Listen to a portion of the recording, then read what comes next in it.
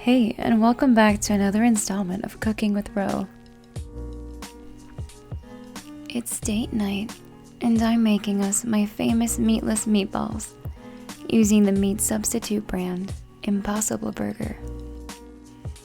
To start, we have the Impossible Burger, a plant-based ground beef substitute that you can now find at grocery stores such as Walmart. It can be a bit pricey though, at approximately $10. However, Walmart's website has it listed for $7.94 at the time of filming this video. Any pasta of your choosing, I like to pick spaghetti, a classic for spaghetti and meatballs. Any affordable wine to be used for cooking. I like to use Alquatic red because it's a good blend that has that slight vanilla flavor to it. Our trusty duo of salt and pepper. Fresh herbs. For this I use basil, cilantro, and rosemary. Scallions, aka green onions. 1 or 2 should be good enough for an entire package.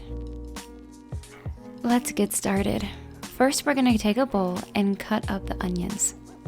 Chop them up finely and then separate them. I want to preface this video by stating that this is not sponsored by Impossible Burger. It's just a meat substitute that I've really enjoyed and started to use. If you want to use real meat, feel free to do so.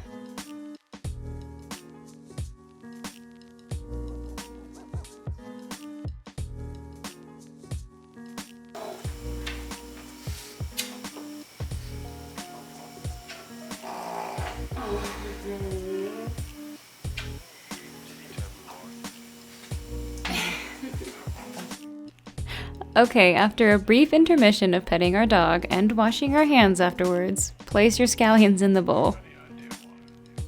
Next, we're going to finely dice our herbs.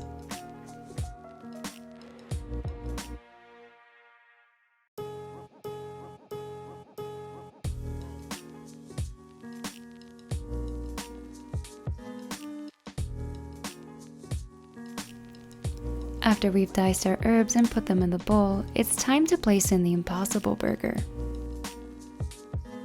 It's got 19 grams of protein per serving and 0 cholesterol. It's completely plant-based meat derived by scientists using heme. Heme is a molecule that makes meat taste like meat. It's an essential molecule that contains iron that is naturally found in fairly high concentrations in the blood of humans and other animals, and in much lower concentration in plants.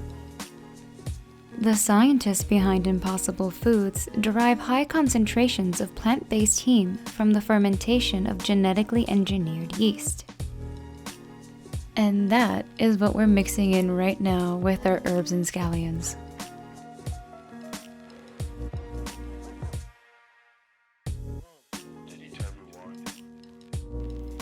After we've mixed it all together, we add our salt and pepper and keep on mixing.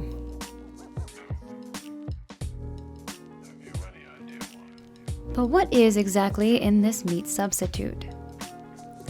From my research, I have found that it contains soy and potato proteins, heme, iron from yeast, coconut and sunflower oil, and methylcellulose to bind it all together.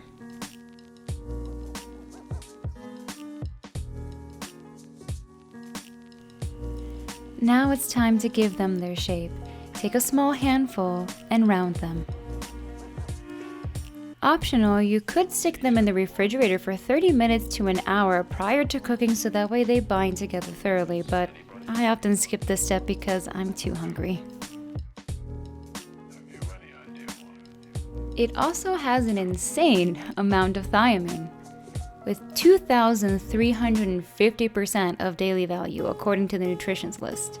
Thiamine, or vitamin B, can be found in food sources such as whole grains, legumes, and some meats and fish. Although don't worry, thiamine is water soluble, and excess thiamine can be flushed out by your body naturally, just like vitamin C. Therefore, consuming it in high quantities will not have any adverse effects.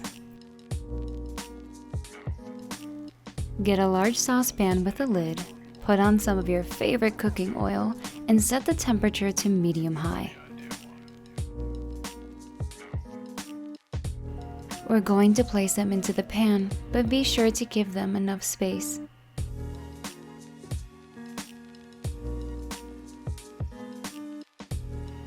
Let them cook for a bit till they form a small crust at the bottom.